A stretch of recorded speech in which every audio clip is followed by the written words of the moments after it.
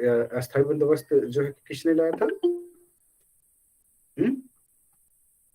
किसने लाया था? जॉन सोर ने। ये जॉन सोर ने। जॉन सोर। और कौन इन्वॉल्व थे? James grant. जेम्स ग्रांट क्या चाह रहा था कि संपत्ति का जो मलिकाना हक किसको दिया जाए? सरकार को रहे। सरकार को रहे। लेकिन जॉन सोर ने कहा कि नहीं, सरकार को अगर रहेगा तो है कि क्या होगा, ये बहुत सारी कठिनाइयों का सामना करना पड़ेगा। और है कि इससे जो है कि ये क्या कहते हैं, लॉर्ड कॉर्नवालिस सहमत नहीं थे, है ना। उन्होंने जॉन सोर के साथ होना मतलब ज्यादा मुनासिब समझा और जॉन सोर की पॉलिसी को क्या अपनाया। ये बीपीएससी में ऑलरेडी आपके पूछे हुए हैं। अच्छा, जो आप लोग क्लास नोट्स देखते हैं तो उस समय है कि आप लोगों को तो मैं लगता है कि सभी टॉपिक में लिखवाया हूँ ना कि यहाँ से बीपीएससी में क्वेश्चन पूछ रहे हैं, तो ये आपको रिवीजन करने में आसानी होती है, थोड़ा सा वहाँ पे फोकस करने में भी आसानी हो रही है, नहीं हो रही है? यस सर, हो रही है। अभी आपके परफॉर्मेंस जो है कि कितने पे जा रहे हैं, ईमानदारी से बताना, विदाउट करेंट। कोई ऐसा बच्चा है जिसका है कि 105 प्लस है, 105 पे जा रहा हो विदाउट करेंट? कोई ऐसा बच्चा है? एक सुशील। और बाकी बाकी स्टूडेंट्स की क्या पोजीशन है?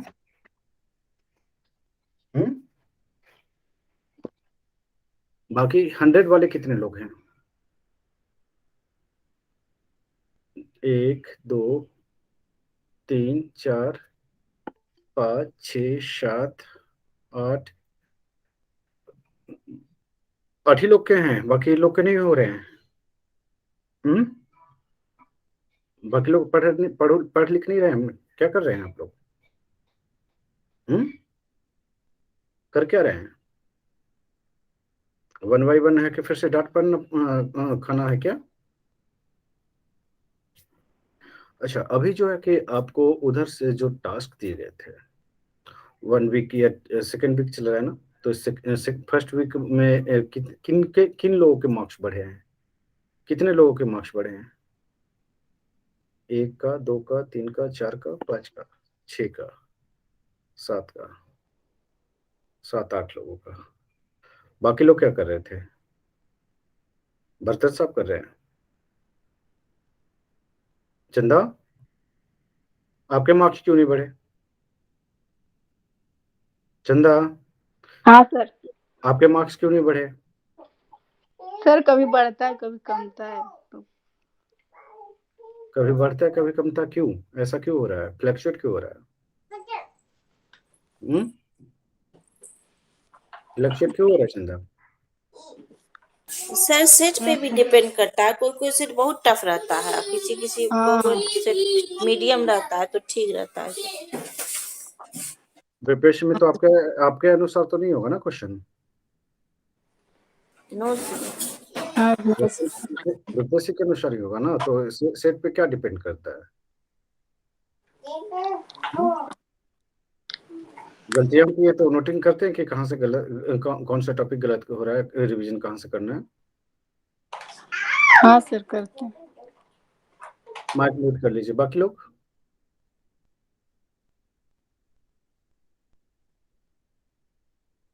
क्या चाहते हैं? प्रिपरेशन में फेल होना चाहते हैं? वर्क करने के लिए दूंगा तो है कि करना नहीं है? मुझे पढ़ना होगा तो है कि मुझे इतना नहीं करना पड़ेगा, मुझे जरूरत नहीं होती है किसी भी चीजों की। अब सोचिए कि एक टास्क तक आप नहीं रीड कर पाते हैं, हम आपके माइंड तक रीड कर जाते हैं। आप जैसे हेलो सर बोलते हैं तो हम आपके माइंड रीड कर जाते हैं, आप एक टास्क नहीं रीड कर पा रहे हैं। शर्म वाली बात है और होनी चाहिए।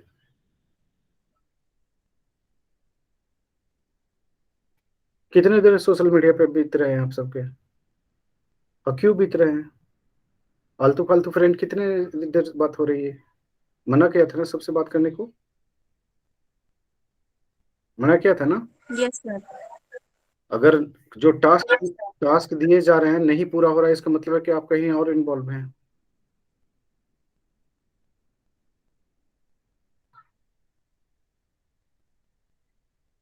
किसी का 50% टास्क कंप्लीट है तो किसी का 20% टास्क कंप्लीट है, किसी का 60% टास्क कंप्लीट है। कोई ऐसा इंसान नहीं है जो बोले कि नहीं सर हमारे पूरे टास्क कंप्लीट है। क्या दिखाना चाहते हैं? उपकार कर रहे हैं हम पे या विपेशी पे? मैंने पहले भी बोला है, हर हमेशा बोलता हूँ और हमेशा बोलते रहता हूँ।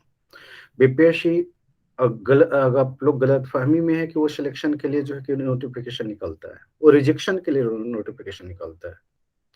कितने तरीके से रिजेक्ट हो सकते हैं और कितने तरीके से बच सकते हैं, है ना, ये आपको अंदाजा होनी चाहिए।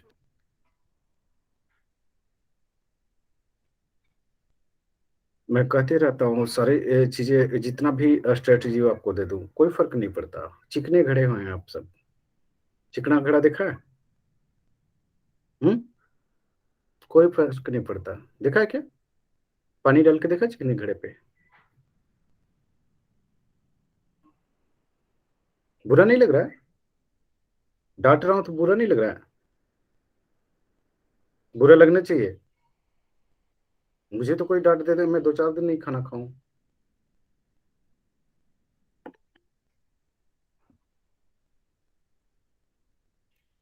कैसे हिम्मत पड़ता है कि सर के रिपोर्ट क्या करना है और बोलेंगे कि ये 50% है कि कर लिया, 60% कर लिया, सर खुश हो जाएंगे। देखिए, या तो है कि आप पढ़िए या तो पढ़ना बंद कर दीजिए, छोड़ दीजिए। बोल दीजिए कि सर नहीं हो पाएगा। बीच बीच वाले रास्ता पे मत रुकिए, समझ गए ना? मैं हर साल 5 लाख लोग फॉर्म भरते हैं।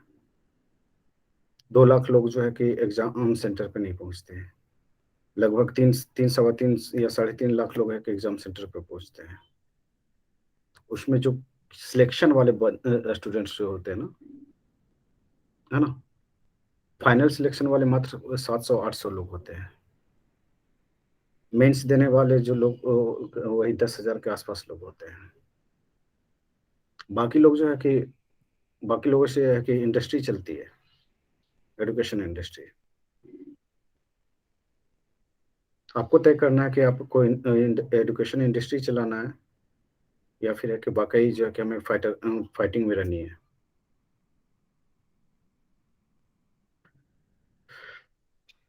कोई फर्क नहीं पड़ता है आप लोगों को। अब नेक्स्ट जो है कि अब आगे से जो कि कोई स्ट्रेटजी एक्स्ट्रा देने की जरूरत नहीं है। चलिए जो करना है कीजिए, और ना मैं कभी रिपोर्ट लेने वाला हूँ आप लोगों से। छोड़िए, आप लोगों को कुछ कह करके क्या होना है? कुछ होना है? कोई फर्क पड़ता है? अगर फर्क पड़ता तो है कि आप लोग कहते कि नहीं सर है कि हमारा टास्क कंप्लीट हो चुका है और सर है कि हमने सारे टास्क पूरा कर लिया। परमानंद, आपके क्या पोजीशन है? आप क्या कर रहे थे? ठीक है सर, सुधार है। सुधार से क्या मतलब है सर, अच्छा बड़े स्थिति हो गया है। रिवीजन सब किए हैं ना, बायोलॉजी का रिवीजन किए हैं, नहीं तो फिजिक्स का किए। आपसे आपसे हमारी तो कोई उम्मीदें नहीं होती है ना कि इस तरह की बातें करें हमसे। हाँ सर। आपसे तो उम्मीद नहीं होती ना। जी जी। आपको तो मैं सीधे सीधे मुंह पे बोलता हूँ कि रिजल्ट में देख रहा हूँ। हाँ सर। आप क्यों बाहर हो रहे हैं रिजल्ट से? हम्म। बाहर नहीं होंगे सर, पूरी मेहनत कर रहे हैं सर। मेहनत करें तो इस तरह से मेहनत करेंगे कैसे काम चलेगा? कितना देर है कि आपने पढ़ाई की है, ईमानदारी से बताइए। सर लगभग 12-13 घंटे बैठ रहे हैं लगातार सर। तब भी नहीं कंप्लीट हो पा रहा टास्क? क्या टास्क ज्यादा था आपसे? नहीं, टास्क ज्यादा नहीं था। करंट भी लेकर चल रहे हैं, बायोलॉजी लेकर के चल रहे हैं, फिर हिस्ट्री भी देख रहे हैं सर, फिर सेट भी बनाते हैं। कितने स्कोर जा रहे हैं अभी? अभी लगभग सर 90 के आसपास जा रहे हैं। 90 के आसपास जा रहा है। जी। एवरेज कितना जा रहा है? वो एवरेज है सर वो। और मैक्सिमम कितने जा रहे हैं? मैक्सिमम 93, 94, 95 जाता है, कभी 85, 86, 87 आ जाता है, यही रहता है, 90 के आसपास रहता है। चलिए, यहाँ पे अमन, आप पढ़ना लिखना बंद कर दिए हैं। आप या तो है कि ये वहां पे इलेक्शन लड़ लीजिए मुखिया का, या तो है कि फिर है कि सिविल सर्विसेज की प्रिपरेशन कीजिए। आपके बहुत दिन से परफॉर्मेंस नहीं दिख रहा हूं अमन। अमन, सुन पा रहे हैं? अमन कुमार। हाँ सर, प्रणाम। हाँ, खुश रहिए। आपके परफॉर्मेंस खराब है पूरी तरह से। आप क्यों नहीं इलेक्शन लड़ लेते हैं? आप इलेक्शन करवाने में लगे हुए हैं पूरी तरह से। तो एक महीने से सर नहीं अभी। एक महीने में पूरे बर्बाद हुए हैं आप।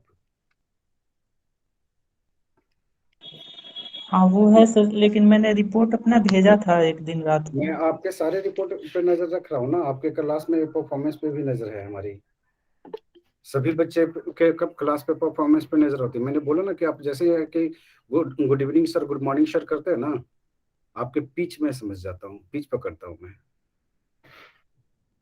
बोला ना कि आपके माइंड तक रीड कर जाता हूँ। प्रणाम सर। खुश रहिए। हाँ सर, वो चलिए इधर पढ़ाई नहीं हो पा रही है। रैयतवाड़ी कर लेते हैं। छोड़िए इन सब सारी बातों को, कुछ ये तुम्हारी हो गई है ना सर? महालवाड़ी कर लेते हैं। हाँ, क्या है महालवाड़ी?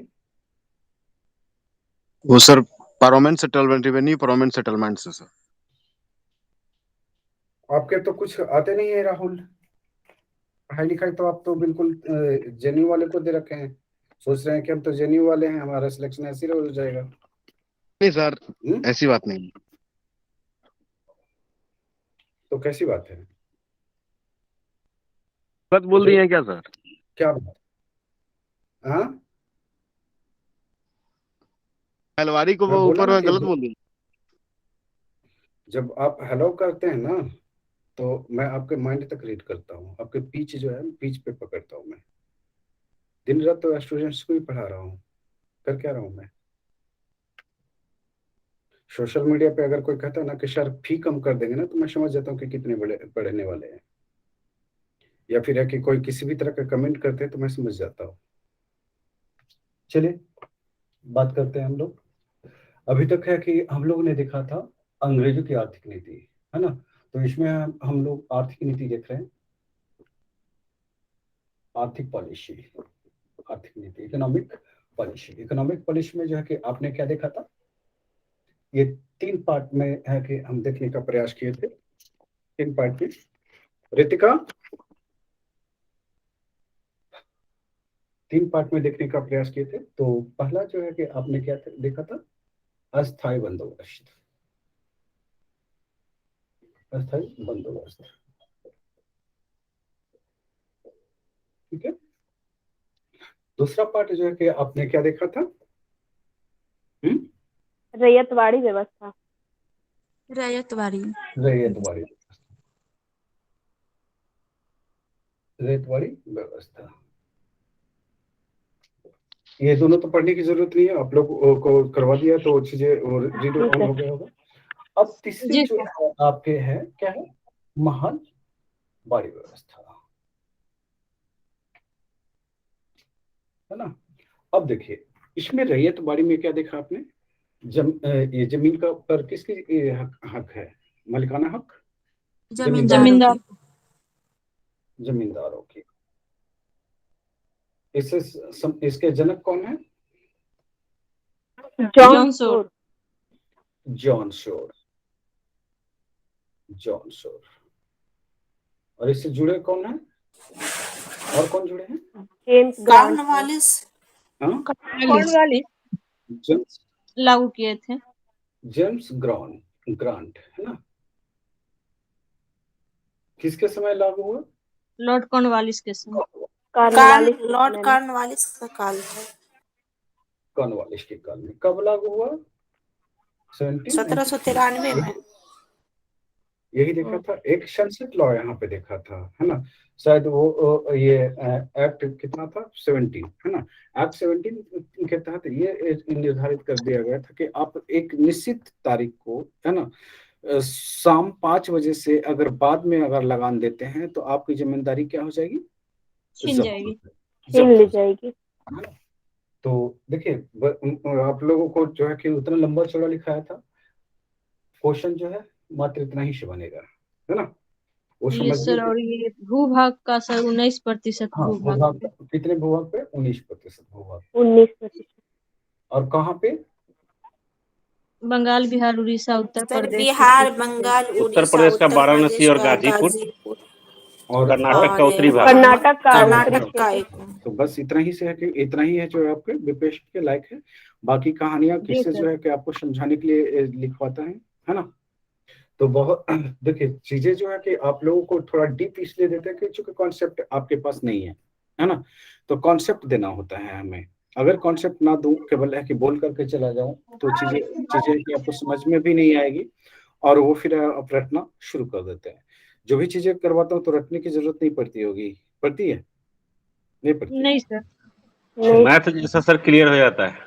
हाँ चलिए, अब है कि दूसरा पार्ट जो है कि हम लोग देखे के बाद थोड़ा सा कर लेते हैं, रिकॉल करवा दे रहे हैं आपको रैयतवाड़ी की, है ना।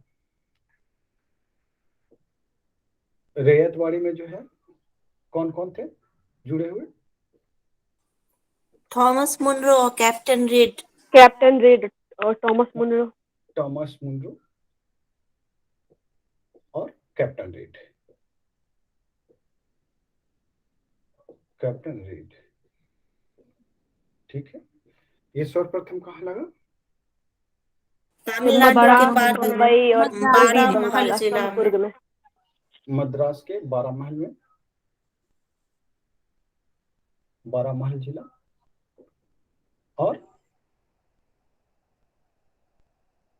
और कहाँ? मुंबई में। मुंबई एंड असम। बम्बई, पूर्वी बंगाल और असम में, कुर्ग में भी। मुंबई में ये जो है कि स्टार्टिंग में लगा था, दक्कन। है ना। और किन किन क्षेत्रों में था ये, इसका विस्तार? दक्कन, पूर्वी बंगाल। दक्कन, पूर्वी बंगाल,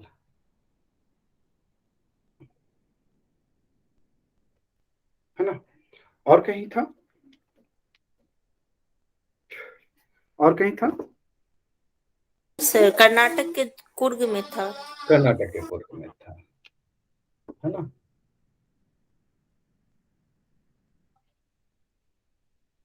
तो ये और कितने परसेंट भूमि पे थे ये लागू?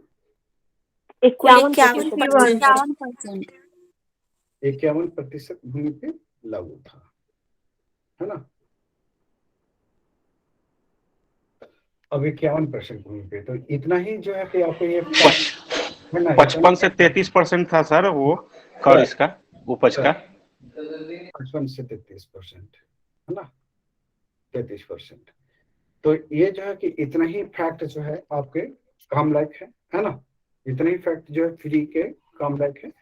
और इतने ही से क्वेश्चन जो है कि आपके लगातार पूछे गए, इससे ज्यादा कुछ नहीं पूछे गए। अब चलिए छोड़िए, इनको मिटा देता हूँ, आगे चलते हैं। अब जो है कि हम लोग बात करते हैं यहाँ पे इसकी महाभारत की। वीडियो ऑफ है सर। वीडियो ऑफ है? तो मैं बना रहा था तो ये सब ऐसे ही चला गया। अभी अभी हुआ है सर। ये हुआ है सर।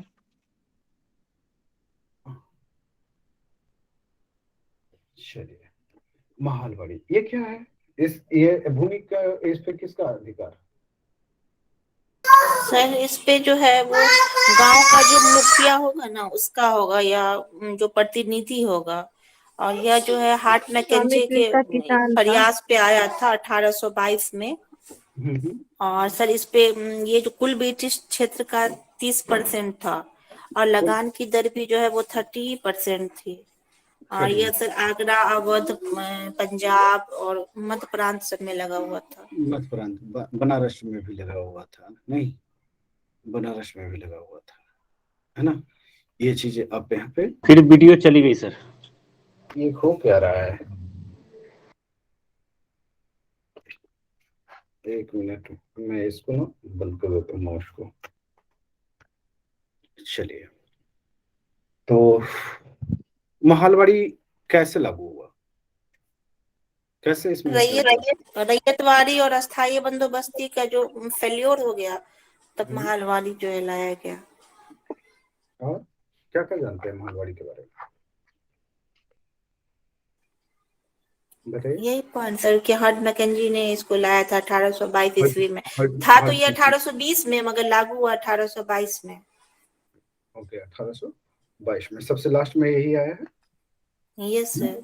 इसका जो भू राजस्व का जो निर्धारण है वो महाल, या मतलब जो कुल गांव में जितना उत्पादन होता था उसको जो है मुखिया या उसका प्रतिनिधि होता था, कुल उत्पादन का परसेंटेज देता था, वो 30% लगान था। अब ब्रिटिश क्षेत्र के कुल 30% पे यह लागू किया गया था।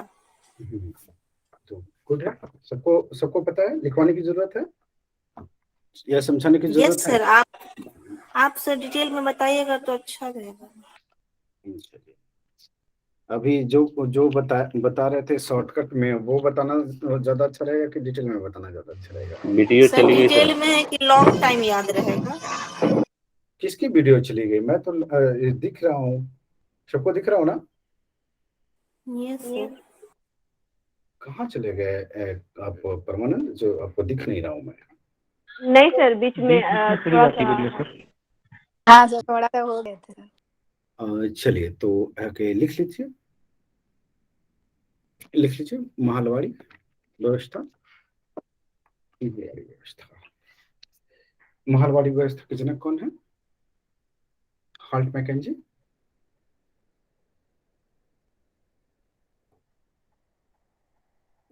महलवाड़ी व्यवस्था के जनक हर्ट मैकेंजी। Holt Mackenzie. महल का क्या मतलब है? गांव। गांव। जी, समूह। छोटे छोटे कस्बों को एक समूह बना दिया जाए, उसको हम महाल कहते हैं। जी सर। छोटे छोटे कस्बों को एक समूह को जो हम महाल कहते हैं। आवाज इनका ना। अच्छा, देखिए, जैसे आप लोग का मोहल्ला है? यस सर, मोहल्ला में जी सर। दिल्ली में आएंगे ना, दिल्ली में आएंगे तो ये हर जगह मोहल्ला है ना? यहाँ मोहल्ला क्लिनिक भी चलता है ना? जी सर। हर जगह छोटी छोटी कॉलोनियां होती है, इन कॉलोनियों को मोहल्ला बोलते हैं। ठीक है, तो आप लोग के पास भी है कि मोहल्ला होता होगा? समझते हो ना मोहल्ला? नहीं समझते हो? उस मोहल्ले में देखते होंगे कि सभी लोग नेता नहीं होता है, कोई एक लीडर होता है जिसकी बातें सबको ही मानता है। कोई एक प्रतिष्ठित घर है, होता है ना? जिसका प्रभाव जो है कि पूरे मोहल्ले पे होती है।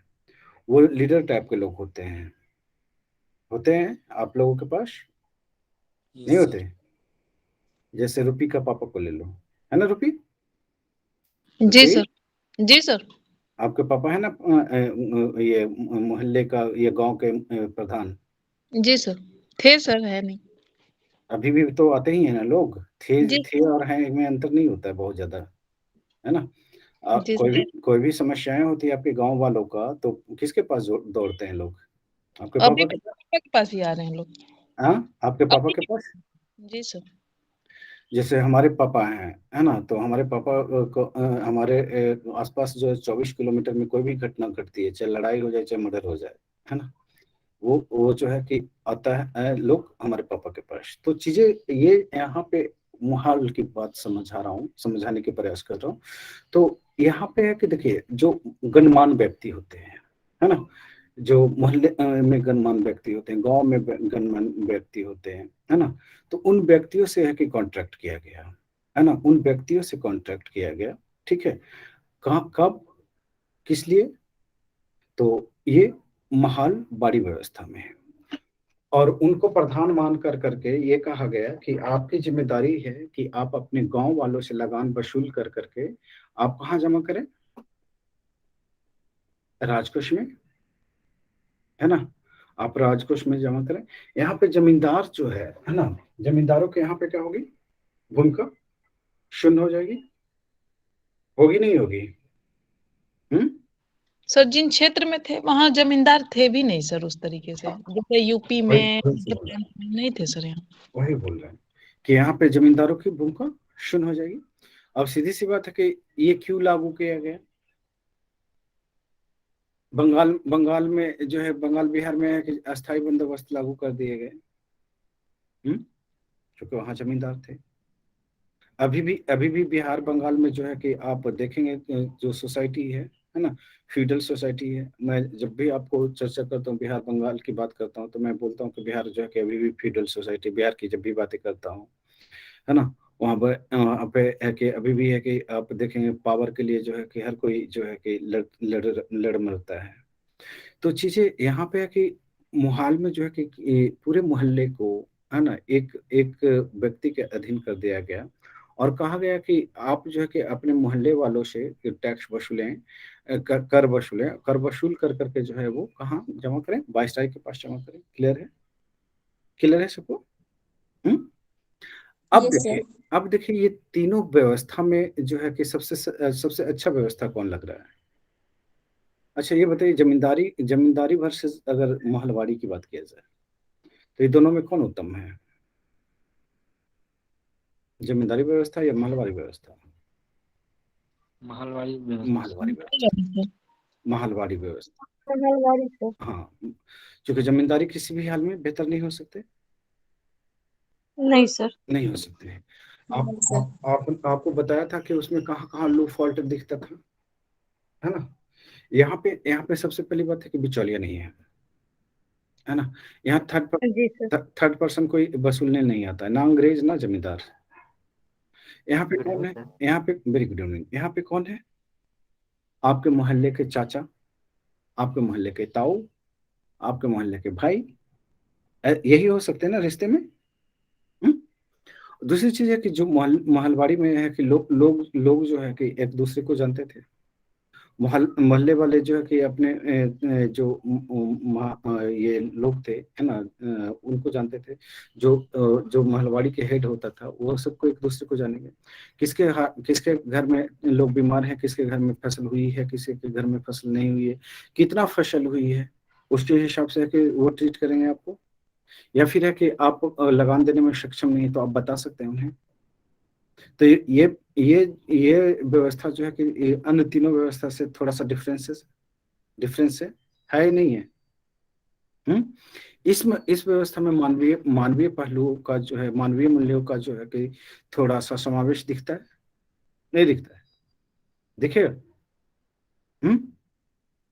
जी सर। लिख लीजिए यस फटाफट, सर, दिखेगा। लिख लीजिए। यह व्यवस्था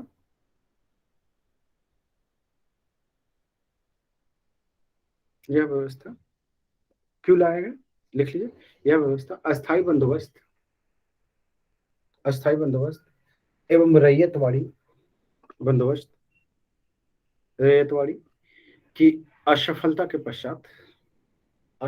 पश्चात लाई गई लाई गई लाई गई लाई गई इस व्यवस्था के अंतर्गत भू राजस्व, इस व्यवस्था के अंतर्गत भू राजस्व का निर्धारण महाल या समुचित ग्राम के उत्पादन के आधार पर किया जाता था। समुचित ग्राम के उत्पादन के आधार पर किया जाता था। जैसे मान लीजिए कि परमानंद है, परमानंद को अगर है कि महलवाड़ी की जिम्मेदारी अगर सौंपा जाए, है ना, तो परमानंद का क्या ड्यूटी होगी? परमानंद क्या करेंगे? अपने गांव में जो है ना, अपने गांव से ये क्या करेंगे? सभी घरों से जो है कि क्या करेंगे? टैक्स जो है वसूलेंगे। टैक्स वसूल कर करके है ये कहाँ पर जमा करेंगे? गवर्नर जनरल के पास जमा करेंगे। ठीक है। और अगर है कि किसी व्यक्ति के पास खेती नहीं हुआ हो या किसी के फसल खराब हो गया हो, है ना, तो इसे परमानेंट परिचित होंगे नहीं होंगे? होंगे। जी सर। तो यहाँ पे है कि देखिए, मानवीय पहलू के जो है कि कुछ भाव है कि दिखा सकते हैं परमानेंट। तो ये अन्य दो जो व्यवस्था है उससे अलग हो सकती है, दिखती है, नहीं दिखती है। पहला में आपने देखा कि अंग्रेज जो है, ये जमींदार जो है कि डायरेक्ट जो है कि यहाँ पे टैक्स वसूलवा रहा है, है ना, वो अपने अपने वसूलता हो या फिर मध्यस्थों के माध्यम से वसूल रहा हो। दूसरे में आपने देखा कि डायरेक्ट आपके दरवाजे पे कौन आ रहा है, अंग्रेज आ रहा है, यही आ रहा था ना सेकंड में रैयतवाड़ी में। आपने क्या देखा था, जो आपका आपका जो है कि ये क्या कहते हैं संपर्क जो है डायरेक्ट किससे हुआ था, कंपनी से, गवर्नर से। कंपनी से हुआ था। तो सीधी सी बात कि वहां तो टैक्स बचने की उम्मीद ही नहीं है, वहां मानवीय पहलू दिखेगा ही नहीं, नहीं दिखेगा ना। चलिए नेक्स्ट पॉइंट लिख लीजिए, नेक्स्ट पॉइंट।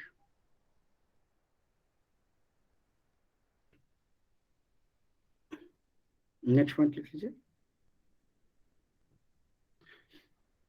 क्या लिखा था, उत्पादन के आधार पर किया जाता था, लिख लीजिए। और महलवाड़ी व्यवस्था में महाल के महाल के महाल के महाल के 1 मिनट चार्जर लगाने दीजिए। महलवाड़ी व्यवस्था में महाल के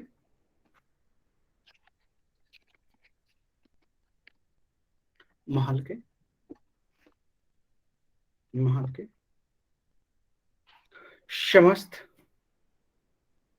कृषक भूस्वामियों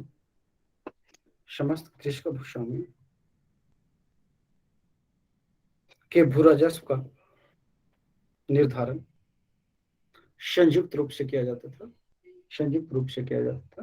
यानी कि परमानंद क्या करेंगे, परमानंद जब इनको बोला जाएगा कि आप महलवाड़ी व्यवस्था को संभालें, तो परमानंद से क्या तय किया जाएगा कि इस गांव से इतना इनकम होता है और इतना इनकम हमें चाहिए, है ना, यही डिमांड किया जाएगा। महलवाड़ी के रूप में यही डिमांड किया जाएगा ना परमानंद से। तो लिख लीजिए नेक्स्ट, किया जाता था जिससे गांव के लोग भू राजस्व का निर्धारण संयुक्त रूप से, जिसमें गांव के लोग अपने मुखिया या प्रतिनिधियों के द्वारा एक निर्धारित समय सीमा के अंदर अपने लगान का अदायगी की जिम्मेदारी अपने ऊपर लेते थे। अब जैसे कि मैंने रूपी के पापा को ले लिया, रूपी के पापा कौन है, मुखिया है ना। अब मुखिया जी जो है कि कहते हैं कि देखो भाई, सरकार ने जो है कि इतना टैक्स रखा है ना, इतने व्यक्ति हैं, इतना खेत है सबके पास, तो आप अपने खेत के हिसाब से क्या हमें दे दो, टैक्स दे दो, है ना। और टैक्सों का बंटवारा जो है कि अपने अपने हिसाब से कर लो, भूमि के आधार पर कर लो, है ना, भूमि के आधार पर कर लो। तो सीधी सी बात है कि भूमि के आधार पर जिसके जितने भूमि होंगे उतने वो टैक्स देगा। किसी के साथ जो भेदभाव नहीं किए जाएंगे, है ना, किसी के साथ भेदभाव नहीं किए जाएंगे। ये जो आप देख रहे हैं महलवाड़ी व्यवस्था, कुछ वो दोनों महलवाड़ी व्यवस्था से अलग दिख रहा है, नहीं दिख रहा है? दिख रहा है सर। चलिए लिख लीजिए, महलवाड़ी व्यवस्था ब्रिटिश भारत के कुल 30% हिस्से पे लागू थी, 30% हिस्से पे, 30% हिस्से पे लागू थी। इस व्यवस्था के अंतर्गत दक्कन के जिले, उत्तर भारत, जिसको संयुक्त प्रांत भी बोला जाता था, संयुक्त प्रांत, आगरा, अवध, मध्य प्रांत, पंजाब के कुछ हिस्से शामिल थे। और कोई क्षेत्र छूट रहा है क्या? और कोई क्षेत्र छूट रहा है जहां पे ये लागू थी? पर चेक कर लीजिए, और भी कोई क्षेत्र है? दिल्ली, अच्छा, दिल्ली में भी लागू था मालवाड़ी व्यवस्था? हाँ, चलिए लिख लीजिए। इस पत्ती के जमदाता, ये तो लिखवा चुका हूं ना, हॉल्ट मैकेंजी थे। नेक्स्ट जी लिख लीजिए। ये हॉल्ट मैकेंजी ने कब सूत्रपात किया था इस व्यवस्था का? 1819 में। 1819 में लिख लीजिए। 1822 में यह व्यवस्था कानूनी रूप से लागू हुई। देखिए, इसमें मार्टिन बट भी जुड़े हैं और जेम्स थॉमसन भी। लिख लीजिए। 1833 में मार्टिन बट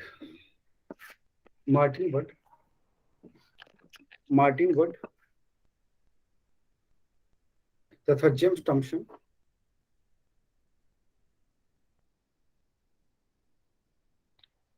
के बंदोबस्त में यह व्यवस्था सबसे अच्छे रूप में सामने आई, है ना। तो आपसे क्वेश्चन जो पूछेगा, क्वेश्चन क्या पूछ सकता है? या तो तीनों का नाम दिया रहेगा, इसमें से कौन सा जो है रैयत बाड़ी लागू करने में नहीं थे, या कौन से रैयत बाड़ी करने में लागू थे, है ना। तो सीधी सी बात है कि आप केवल मार्टिन रीड को लेकर के नहीं चलेंगे, है ना, मार्टिन बट को लेकर नहीं चलेंगे, या हॉल्ट मैकेंजी को लेकर नहीं चलेंगे, आपको सभी को बताना होगा। लेकिन अगर है कि आपको बोला जाए कि ये रैयत बाड़ी व्यवस्था का जो है कि जन्मदाता कौन था, तो आप हॉल्ट मैकेंजी पे जाएंगे, है ना। चलिए आगे लिख लेते हैं। नेक्स्ट पॉइंट लिख लीजिए। उपज का कितना इसमें दिया जाता था? लिख लीजिए, कितना था इसमें हिस्सा? 30%। लिख लीजिए। और कितने क्षेत्र पे लागू थे ये? 30% पे। 30% क्षेत्र पे, भूभाग पे।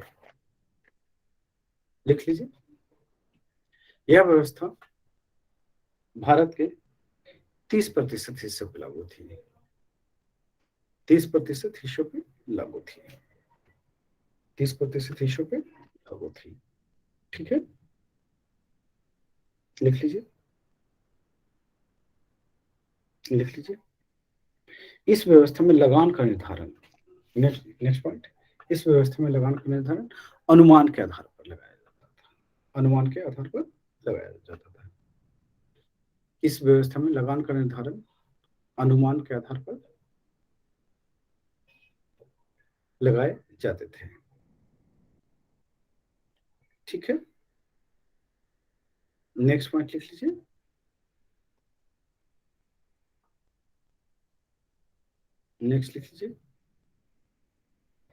अब यहाँ पे एक यही चीजें जो देखिए, आपका अनुमान का आधार पर लगाना जो है कि इसकी सबसे बड़ी गलती थी। थी या नहीं थी? जी सर। लगान कितना फसल, कितना उत्पादन हुआ है ना, ये जब है कि मुझे यही बताना है कि फसल कितना उत्पादन हुआ है, तो मैं क्यों ज्यादा बताऊंगा, या फिर मैं क्यों है कि कम बताऊं, है ना। यहाँ पे है कि जैसे मान लिया जाए कि परमानंद जो है कि माहलवाड़ है ना। परमानंद जो है क्या है, अपने क्षेत्र का माहलवाड़ है। अब परमानंद अगर ये माहलवाड़ी कर वसूलते हैं, तो क्या लगता है कि परमानंद ईमानदारी से काम करेंगे? लगता है? कितने लोगों को उम्मीद है कि परमानंद ईमानदारी से काम करेंगे? अच्छा, एक लोग को उम्मीद है। अच्छा, 2 लोगों को उम्मीद है। ये माहलवाड़ हैं, नहीं लूटेंगे। देखिए, परमानंद से हम पूछ लेते हैं, क्या परमानंद ये 2 लोग भरोसा किए हैं आप पे? क्या आप गलत भरोसा किए हैं? गलत भरोसा किए हैं, है ना। तो सीधी सी बात है कि अंग्रेज जो है कि यहाँ पे क्या छोड़ा, लूफॉल्ट छोड़ दिया। अब है कि यहाँ पे माहलवाड़ जो है कि यहाँ पे से क्या करेगा, जिस डर को दूर करने के लिए ये व्यवस्था लाई गई थी, है ना, वही डर यहाँ फिर से क्रिएट हो जाएगा, है ना। होगा या नहीं होगा? महलबार जो है कि जो टैक्स है उसको बढ़ा करके वसूलेंगे, बढ़ा कर वसूलेंगे। और है कि बढ़ा करके वसूलेंगे, सीधी सी बात है कि यहाँ पे अंग्रेजों को जो एक तयशुदा राशि देंगे, बाकी जो है कि अपने पास ही रख लेंगे, क्योंकि ये तो देशभक्ति के लिए तो गए नहीं है ना, कि देशभक्ति के लिए गए, ये तो कमाने के लिए, ये तो कमाने के लिए महलबार नियुक्त हुए ना। चलिए, जी सर। तो ये सर जो लैंड का जो सर सर्वे भी हुआ था ना सर महलबारी में, उसमें सर्वे फॉल्टी एजम्पशन पे ही था, सर्वे पूरा एक्यूरेट एडिक्वेट नहीं था, जिससे वजह से काफी हार्श हो गया था लोगों के लिए। और साथ ही साथ सर इसमें करप्शन और वही तो बोला कि सब सारा करप्शन के जड़ तभी शुरू हो गई जब है कि अनुमान के आधार पर फसल का कर का निर्धारण किया गया है ना। कर कितना अधिक हो रहा है, उत्पादन कितना अधिक हो रहा है, कितना कम हो रहा है, उससे कोई फर्क पड़ेगा मालवाड़ी को? नहीं पड़ेगा, है ना। चलिए आगे लिख लेते हैं, नेक्स्ट पॉइंट लिख लीजिए, नेक्स्ट पॉइंट लिख लीजिए, नेक्स्ट पॉइंट लिख लीजिए। 1837 में कृषि का खर्च निकालकर 2/3 हिस्सा, 2/3 हिस्सा कर वसूल करना तय किया गया, तय किया गया। नेक्स्ट लिख लीजिए, तय किया गया।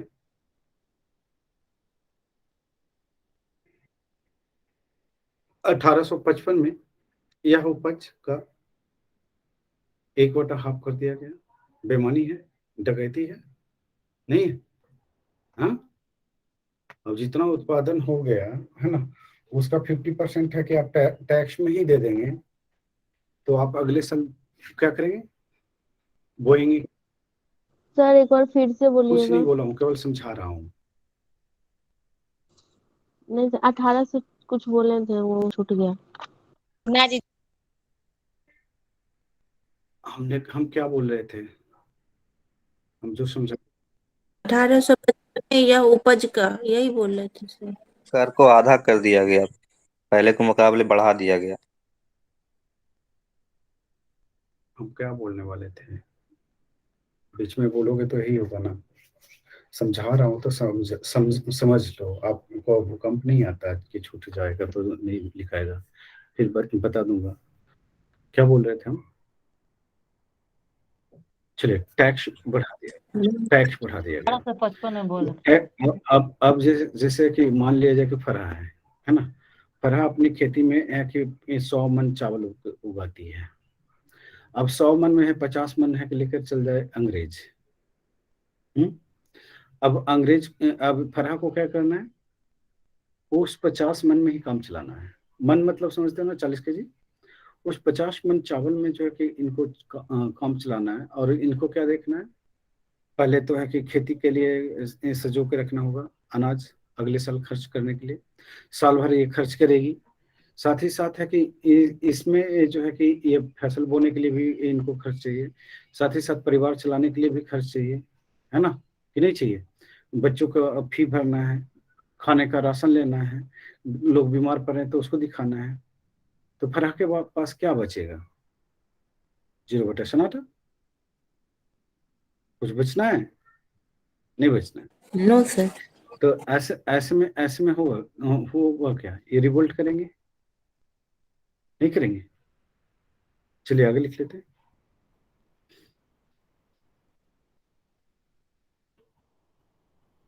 नेक्स्ट सर बस ये पूछना था सर कि इसमें क्या है कि लिख लीजिए पहले। ये बढ़ता चला गया सर दर इसकी। दर इसमें तो आप फिक्स नहीं है ना, फिक्स ही नहीं है। Yes sir. सबसे लुटेरा यही साबित होता है। लिख लीजिए।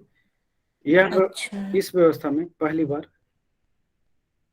लगान तय करने के लिए मानचित्रों तथा पंजियों का प्रयोग किया गया, पंजियों का प्रयोग किया गया। नेक्स्ट लिख लीजिए। यह भूमि योजना या भूमि बंदोबस्त किसके द्वारा? मार्टिन वट के द्वारा मार्टिन बर्ट के द्वारा तैयार की गई थी। तैयार की गई थी।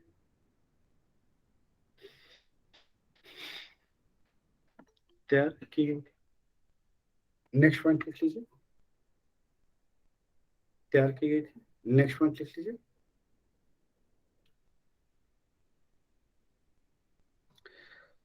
मार्टिन बर्ट को उत्तर भारत की भूमिकर व्यवस्था का प्रवर्तक माना जाता है।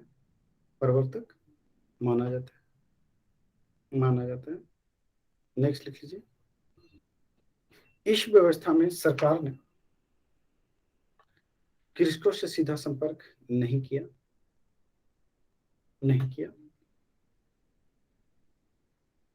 संपर्क नहीं किया, बल्कि गांव के जागीरों के मुखिया या लंबरदार को कर वसूलने का आधार बनाया। आधार बनाया। आधार बनाया।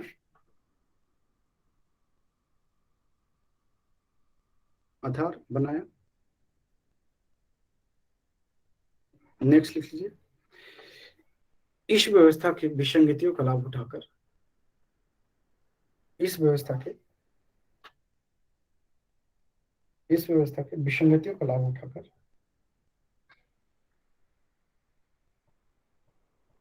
लाभ उठाकर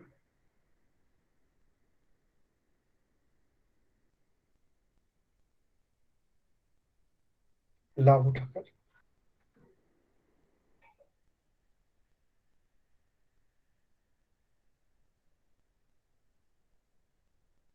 लाभ उठाकर विसंगति को लाभ उठाकर क्या होगा? लिख लीजिए। विसंगतियों का लाभ उठाकर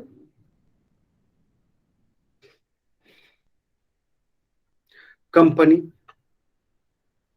के अधिकारी अपना जेब भरने लगे। डिमेरिट। कंपनी के अधिकारी अपना जेब भरने लगे।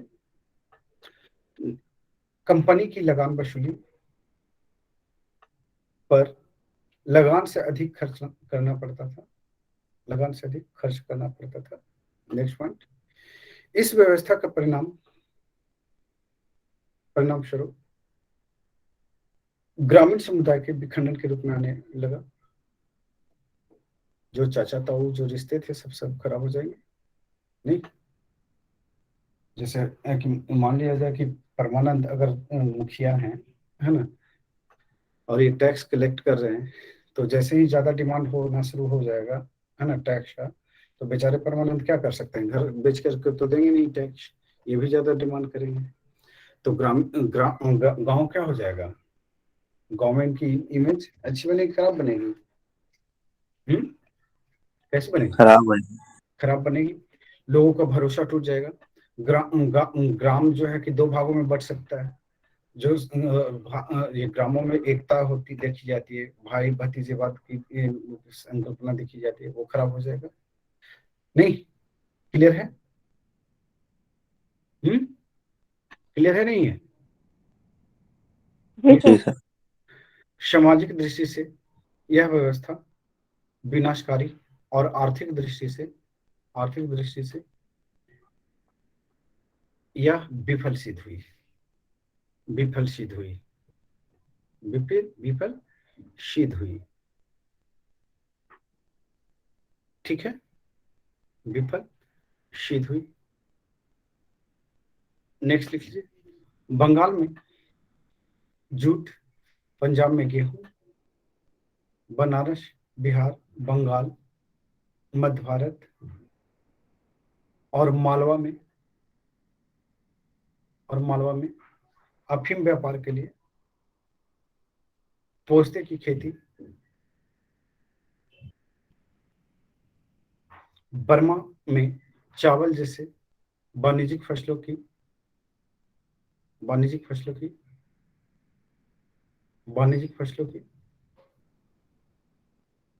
वाणिज्यिक फसलों की कंपनी के शासन काल में उगाया जाता था। चलिए, तो ये जो है कि आपके टोटल मिला जुला करके क्या है,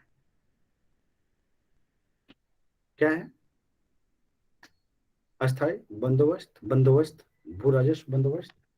चलिए एक और बात करते हैं, ग्रामीण ये जो है आप देखेंगे क्या यहाँ पे, अनौद्योगिकरण। अनौद्योगिकरण किसको कहते हैं?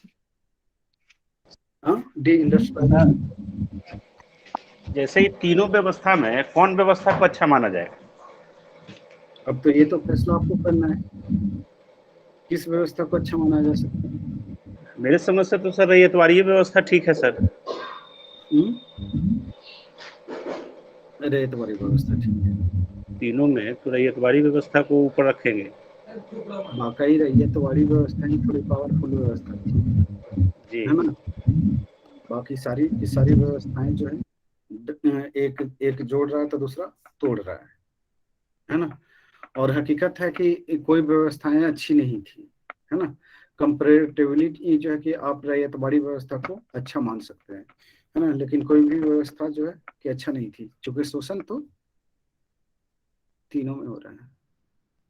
नहीं, शोषण की प्रक्रिया ऐसा तो नहीं है कि कोई ऐसा व्यवस्था जो है जो कि रुक जाए, तीनों व्यवस्था में शोषण तो हो रहा है।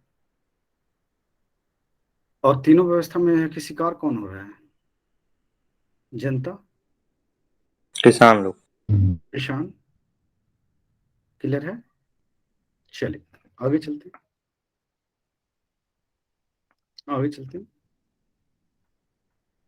लिख लीजिए। अनौद्योगिकरण क्या होता है, थोड़ा सा बताएं आप लोग, 2 मिनट बताइए। रितिका कुछ बताएंगे? नहीं बताएगी? कौन बताएगा? सर उद्योगों का नाश होना विऔद्योगिकीकरण कहलाता है। उद्योगों का नाश होना विऔद्योगिकरण कहलाता है। और कोई?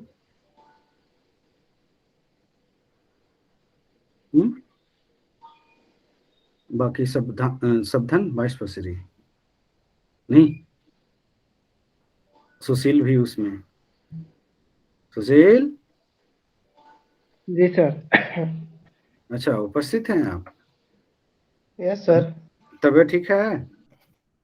हाँ सर, खांसी केवल चल रही है, फीवर ठीक हो गया। सुबह में आप क्लास से नहीं जुड़े थे ना? सुबह में क्लास नहीं सर, सुबह नहीं जुड़े। में 7 बजे तक जुड़ आवाज रहे थे, लगा नहीं सुन लो। 7 बजे तक जुड़े थे, उसके बाद तो नहीं ज्वाइन हो पाए तो फिर छोड़ दिए। कॉल कर लेते ना। चलिए नेक्स्ट पॉइंट लिख लीजिए। कोई किया था तो रिसीव आप नहीं किए थे, तो फिर हम दोबारा कॉल नहीं किए। अच्छा, लिख लीजिए अनौद्योगिकरण। 1800 से 1850 का काल, वर्ष 1800 से 1850 का काल क्या कहलाता है? अनौद्योगिकरण या विऔद्योगिकरण, अनौद्योगिकरण या विऔद्योगिकरण का काल कहलाता है, अब इस दरमियान क्या हुआ? क्या ऐसा हो गया कि डी इंडस्ट्रियलाइजेशन को जन्म दिया? सर वो जो पुरानी दस्तकारी थे, सारे जो उद्योग थे सर, उनको समाप्त कर दिया गया। अच्छा, और उसके जगह पे कोई सर नया उद्योग भी नहीं लगाया जाएगा, बल्कि उसके जगह वहाँ जो इंग्लैंड में उद्योग थे उनको ही ज्यादा से सपोर्ट किया गया। देखिए डी इंडस्ट्रियलाइजेशन के तरीके जो है ना, बहुत जलेबी की तरह गोल गोल घुमा करके किया गया था, है ना। इसके बहुत सारे जो है कि आयाम और बहुत सारे पहलू देखने के लिए मिलता है। तो आप पीटी पढ़ रहे हैं तो आपको फैक्ट से मतलब है ना। लॉजिक ज्यादा देंगे यहाँ पे तो आपका आंसर क्या हो जाएंगे? गलत हो जाएंगे, है ना। तो मेंस वाला पार्ट में जो है कि हम मेंस वाली बातें करेंगे, है ना। मेंस वाली पार्ट में मेंस वाली बातें करेंगे। लिख लीजिए इसमें, लिख लीजिए। अनौद्योगिक के इस दौर में जहां ब्रिटेन औद्योगिकरण के दौर से गुजर रहा था, जब ब्रिटेन औद्योगिकरण के दौर से गुजर रहा था,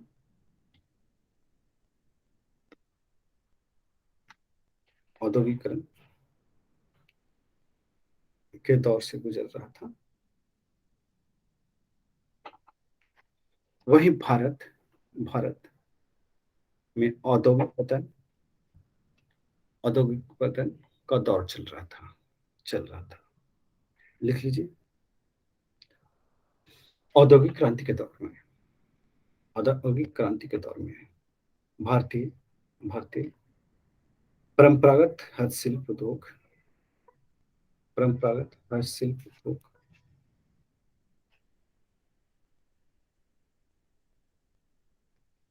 का और भी ह्रास हुआ,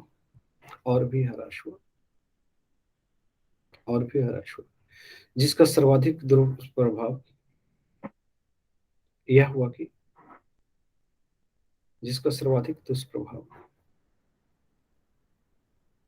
यह हुआ कि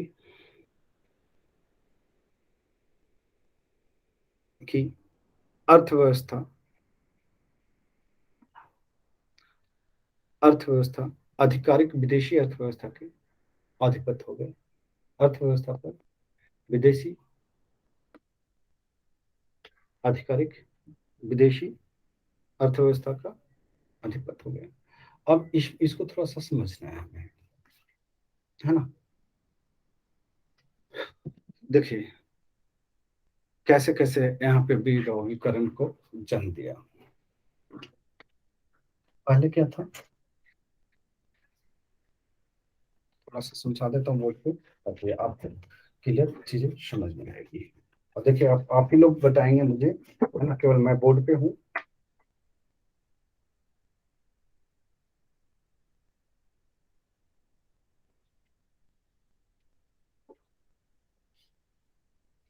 देखिए औद्योगिकरण कहाँ पर है,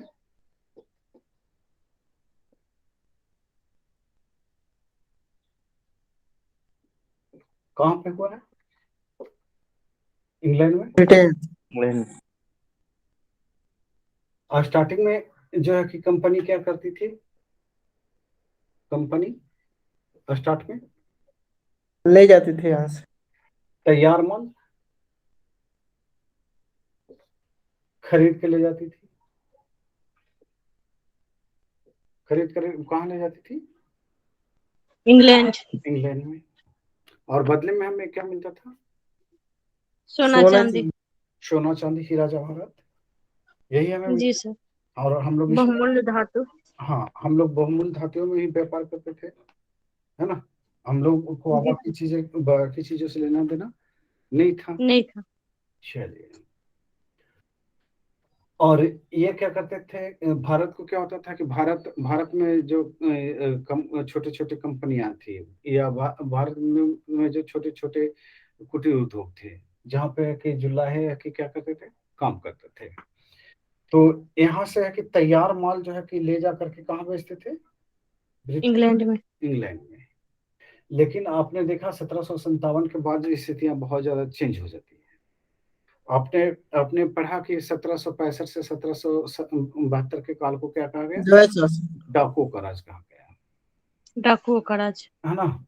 डाकू, अब इस समय क्या हुआ ना कि जितने भी ये क्या कहते हैं कंपनी ने क्या किया, जितने भी क्षेत्र जीते, उन क्षेत्रों पे आर्थिक और सामाजिक रूप से आधिपत्य स्थापित कर लिए, है ना।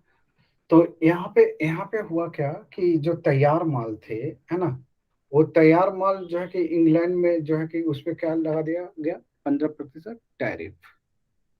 अब 15% टैरिफ, जैसे मान लीजिए कि टी शर्ट जो है 200 रुपए का है या फिर 500 रुपए का है, इस पे 15% टैरिफ लगाइएगा, ये एक्स्ट्रा तो कितना जुड़ेगा, 575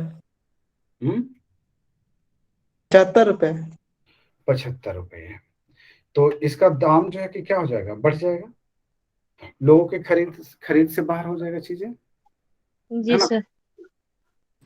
तो अंग्रेज ने क्या किया कि जो भारत से तैयार माल जो है जाते थे कहाँ पे, इंग्लैंड, है ना। भारत से तैयार माल तैयार माल जो है कहाँ पे बेचा जाता था, ब्रिटिश में, है ना, ब्रिटेन में। ठीक है, तो ये जो है कि सबसे पहले क्या कहा कि हम तैयार माल नहीं खरीदेंगे, तैयार माल नहीं खरीदेंगे। स्वयं जो है कि हम क्या बनेंगे, सेल्फ मेड बनेंगे। तुम जो है कि हमें क्या दे दो, कच्चे माल दे दो। और कच्चे माल जो है कि कहाँ से मिलता है, आपके कृषि वाले क्षेत्र से, पशुपालन वाले क्षेत्र से। ठीक है, अब यहाँ पे क्या हुआ कि कृषि इस अधिशेष जो है कि उत्पादन का जो है सबके सब जो है यहाँ पे फॉरेन जो ये ला रहे थे, यानी कॉइन्स जो ला रहे थे, लाना बंद किया। अब यहीं से ये कच्चा माल तैयार माल की जगह पर कच्चा माल तैयार खरीदने लगे। और कच्चा माल तैयार खरीदने लगे तो कच्चा माल जो है उच्च दामों में खरीदने लगे। कच्चा माल कौन सा, उच्च दामों में वृद्धि कर करके। अब मान लिया जाए कि एक पेन है, या फिर है कि एक टी शर्ट बनाने का कपड़ा जो है, यहाँ पे इंडिया में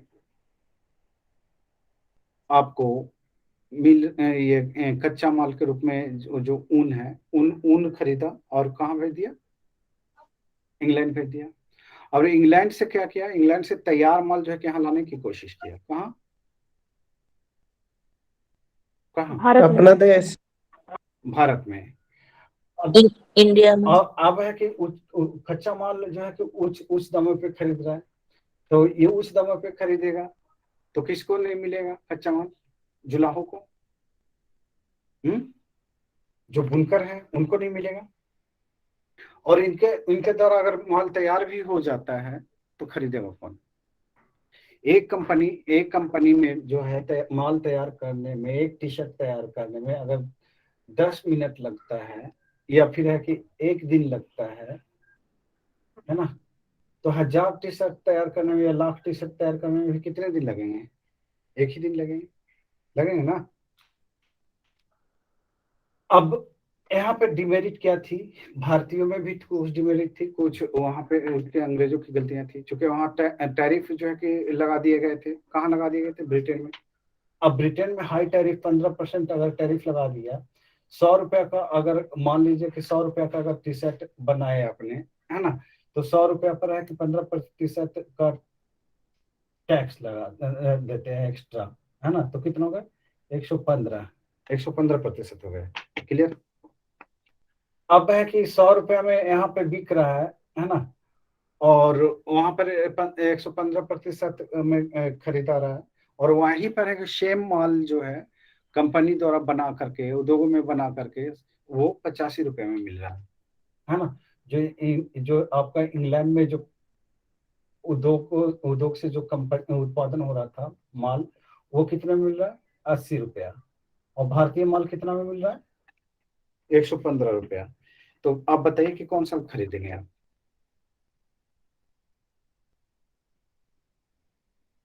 भारतीय माल तैयार माल खरीदेंगे या ब्रिटेन में तैयार माल खरीदेंगे। ब्रिटेन में ब्रिटेन वाला सर, ये जो टैरिफ लगा दिया ब्रिटेन ने, तो इससे क्या हो गया, भारतीय माल जो है ब्रिटेन के बाजार से बिल्कुल ही बाहर हो जाएगा, गायब हो जाएगा। अब ये देखिए, ये ना केवल है कि ब्रिटेन में ही है कि ये चीजें हुई, यहाँ पे हुआ क्या, एक और मामला दिखता है ना। वो दूसरा मामला क्या है कि 15% टैरिफ, ठीक, कच्चा माल की मांग में वृद्धि, तैयार माल एक्सपोर्ट नहीं, है ना। फिर और कुछ दिखता है यहाँ पे। अब भारत जो है कि पहले जो है कि एक बाजार होता था क्या करने के लिए, खरीदार के रूप में, विक्रेता के रूप में, वो क्या उभर गया, खरीदार के रूप में देखना शुरू कर दिया। यानी कि तैयार माल के लिए जो है भारत क्या हो गया, हाँ, एक बाजार। अब देखिए, भारत क्यों डी इंडस्ट्रियलाइजेशन हुआ, क्यों बंद हो गया जितने उद्योग धंधे थे, अब भारत में बुनकर है कि किसी टी शर्ट को बनाने में जो है कि 5 दिन लेता है, रुए ओटने से लेकर के धागा बुनने और कपड़ा बनाने तक, है ना। और इंग्लैंड में जो है कि 10 मिनट में या आधा घंटे में है कि सारे चीजें फिनिश करके रुई डालिए, है ना, रुई से है कि कपड़े बुना जाएंगे। मशीन में है कि आप सेट कीजिए, वो है कि आप काट छाट करके आपको टी शर्ट बना करके दे देगा। भारत में जो है कि बुनकर जो है कि एक परिवार में कम से कम तो है कि 5 लोग होते ही हैं। एक टी शर्ट बनाने में अगर 10 दिन लगा या 15 दिन लगा या महीनों दिन लगा, तो पहली बात है कि उतना अट्रैक्टिव होगा मशीन, जितना मशीन में आपके बन करके आ रहे हैं कपड़े उतना अट्रैक्टिव होगा नहीं, होगा, कोई खरीदेगा नहीं। दूसरी चीज है कि जो है कि यहाँ पे ये कपड़े बनेंगे, है ना। अब 1 महीना में एक टी शर्ट बनाया, कोई तो कहेगा नहीं कि 25 पैसे में बेच दो या खरीद लो, है ना, नहीं होगा। तो यहाँ पे हुआ क्या कि जो यूरोप से आने वाले जो कपड़े थे, है ना, वो ज्यादा ही स्टाइलिश हुआ करते थे और ज्यादा ही रंग बिरंगे हुआ करते थे, लोगों को बहुत जल्दी अट्रैक्ट कर लिया। और इस तरह से कि भारतीय जुलाहे जो है, भारतीय जो लोग थे, है ना, ये किसान थे, वो क्या हो गए, मार्केट से आउट हो गए। मेरी बात समझ में आई सबको, नहीं आई? जी सर। आई सर। चलिए, तो ये डी इंडस्ट्रियलाइजेशन है, इसमें कुछ लिखाने की जरूरत है, नहीं लिखाने की जरूरत है, मुझे नहीं लगता कि कुछ और करने की। समझ गया सर। हाँ, तो ये चीज है कि आप यहाँ पे कर लोगे। तो चलिए, अब है कि 1857 की क्रांति आपको देखना है। तो आज जो है कि थोड़ा सा काम है, तो आज इतना ही रहने देते हैं। ओके, इतना ही रहने देते हैं, फिर सुबह में मिलते हैं।